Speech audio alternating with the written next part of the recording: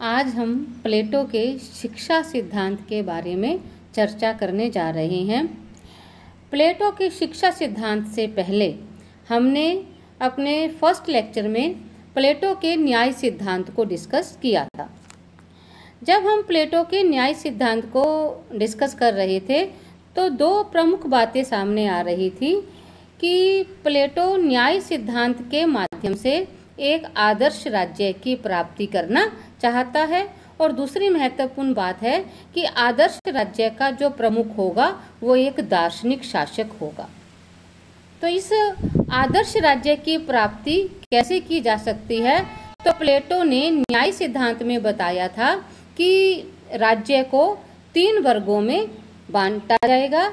पहला वर्ग है दार्शनिक वर्ग, दूसरा सैनिक वर्ग और तीसरा उत्पादक वर्ग। तो समाज के या राज्य के प्रत्येक वर्ग द्वारा अपने कार्य को करना और दूसरे के कार्यों में किसी प्रकार का हस्तक्षेप न करना ही न्याय है। तो अब प्रश्न आता है कि राज्य को 3 वर्गों में कैसे विभाजित किया जा सकता है? तो प्लेटो ने शिक्षा सिद्धांत के माध्यम से यह स्पष्ट करने का प्रयास किया है कि राज्य को कैसे हम 3 वर्गों में विभाजित कर सकते हैं, या हम दूसरे शब्दों में कह सकते हैं कि प्लेटो अपने आदर्श राज्य में न्याय की प्राप्ति के लिए जिन 2 तरीकों को पेश करता है उनमें से शिक्षा एक सकारात्मक तरीका है। शिक्षा के महत्व को स्वीकार करते हुए प्लेटो कहता है कि राज्य वृक्षों या चट्टानों से निर्मित नहीं होता, बल्कि उन व्यक्तियों के चरित्र से निर्मित होता है जो उसमें रहते हैं, और व्यक्तियों को श्रेष्ठ व चरित्रवान बनाने के लिए शिक्षा की बहुत आवश्यकता है। तो प्लेटो ने अपनी रचना, जो प्लेटो की रचना है रिपब्लिक, उसमें शिक्षा पर इतना अधिक महत्व दिया है कि जो रूसो ने क्या कहा है कि रिपब्लिक शिक्षा पर लिखा गया एक सर्वश्रेष्ठ ग्रंथ है। उसके इस कथन का आधार यह है कि प्लेटो ने अपने राजनीतिक चिंतन में शिक्षा को अत्यंत महत्वपूर्ण स्थान प्रदान किया है। प्लेटो की मान्यता थी कि किसी भी श्रेष्ठ राजनीतिक जीवन के निर्माण के लिए शिक्षा प्रणाली का होना नितांत आवश्यक है। अपने आदर्श राज्य के एक आधार स्तंभ के रूप में प्लेटो ने शिक्षा प्रणाली को अंगीकार किया है। यानी कि यदि हम प्लेटो के रिपब्लिक का अध्ययन करते हैं तो हम क्या समझते हैं कि प्लेटो का प्रमुख उद्देश्य आदर्श राज्य की प्राप्ति है, और आदर्श राज्य की प्राप्ति के लिए प्लेटो का शिक्षा सिद्धांत एक प्रमुख स्तंभ है।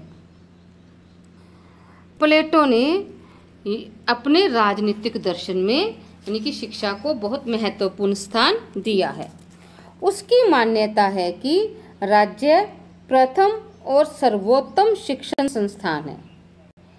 उसका मानना था कि श्रेष्ठ शिक्षा प्रणाली द्वारा कोई भी सुधार संभव हो सकता है। यदि राज्य शिक्षा की उपेक्षा करता है तो राज्य का फिर महत्व ही समाप्त हो जाता है, चाहे वो फिर कितने भी महत्वपूर्ण कार्य क्यों ना करे। तो प्लेटो की शिक्षा योजना को समझने से पहले हम उसके शिक्षा सिद्धांत के महत्व को स्पष्ट करेंगे कि शिक्षा का क्या महत्व है। तो प्लेटो के शिक्षा सिद्धांत के महत्व को हम इन बातों से स्पष्ट कर सकते हैं। सबसे पहले, शिक्षा सिद्धांत न्याय सिद्धांत का तार्किक परिणाम है। जैसा कि मैंने आपको अभी शुरुआत में बताया था कि प्लेटो ने न्याय सिद्धांत के माध्यम से एक आदर्श राज्य की प्राप्ति करना चाहता है, और उसका न्याय सिद्धांत क्या है? वो समाज को 3 वर्गों में विभाजित करता और कहता है कि तीनों वर्गों द्वारा अपने कार्यों को करना और दूसरे के कार्यों में किसी प्रकार का हस्तक्षेप नहीं करना। तो ये जो राज्य के 3 वर्ग हैं वो कैसे बनेंगे? वो शिक्षा के माध्यम से ही बनेंगे।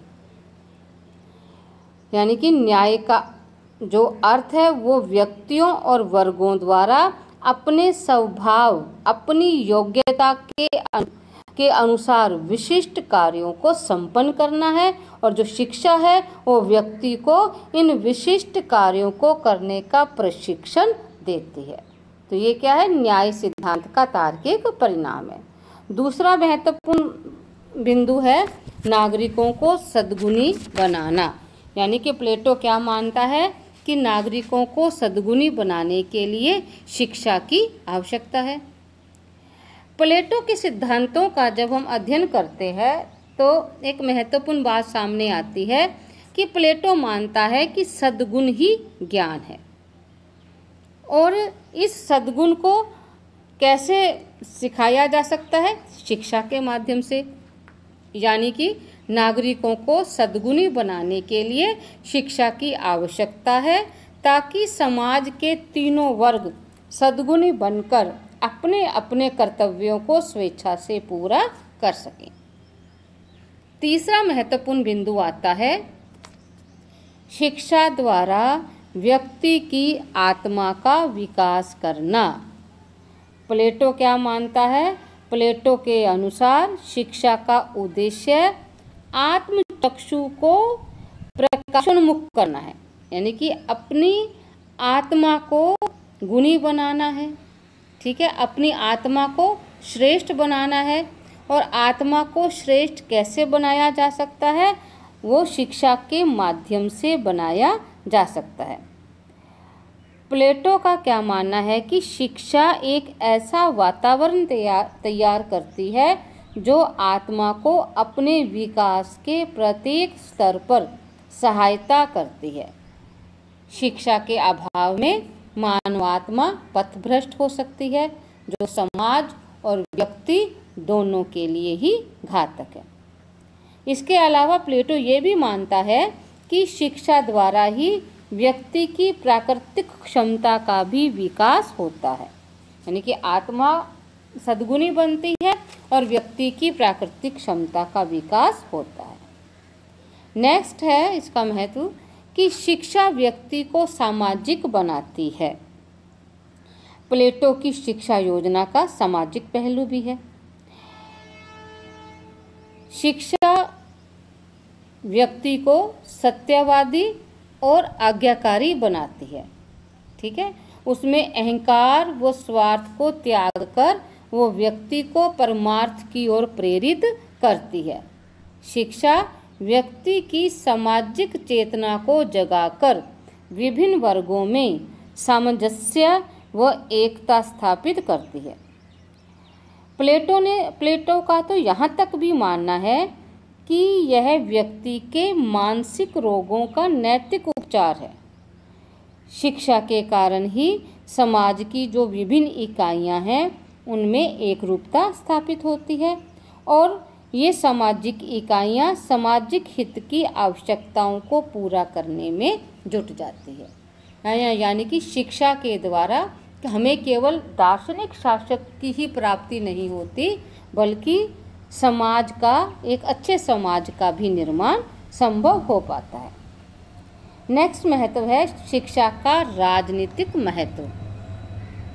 शिक्षा के द्वारा शासक व सैनिक वर्ग को प्रशिक्षण प्राप्त होता है और दार्शनिक शासक का जन्म होता है।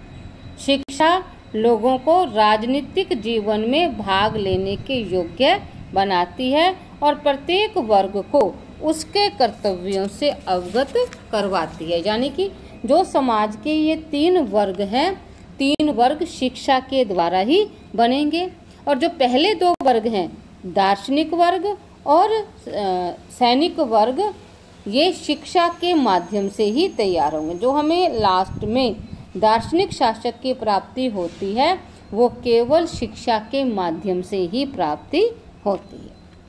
तो ये है प्लेटो के शिक्षा के सिद्धांत का महत्व। अब प्रश्न आता है कि प्लेटो का शिक्षा सिद्धांत क्या है। अब इसमें भी क्या है कि प्लेटो ने स्वयं का शिक्षा सिद्धांत देने से पहले या शिक्षा सिद्धांत पर चर्चा करने से पहले अपने समय के नगर राज्य एथेंस व यूनान की शिक्षा पद्धतियों का गहरा अध्ययन किया था। यानी कि प्लेटो के समय दो प्रमुख नगर राज्य थे, एक एथेंस था वो दूसरा स्पार्टा। तो उसने शिक्षा सिद्धांत देने से पहले, अपनी शिक्षा योजना प्रस्तुत करने से पहले एथेंस और स्पार्टा की शिक्षा पद्धतियों का गंभीरता से अध्ययन किया और अध्ययन करने के पश्चात उसने क्या किया, एथेंस की जो शिक्षा प्रणाली थी उसकी अच्छाइयों को ग्रहण किया और स्पार्टा की शिक्षा पद्धति की भी अच्छाइयों को ग्रहण किया और बुरी बातों को छोड़ दिया। दूसरे शब्दों में हम कह सकते हैं कि प्लेटो को एथेंस और स्पार्टा की शिक्षा पद्धतियों का अध्ययन करने के पश्चात जो सकारात्मक बातें थी वो तो उसने स्वीकार कर ली और नकारात्मक बातों को उसने निकाल दिया।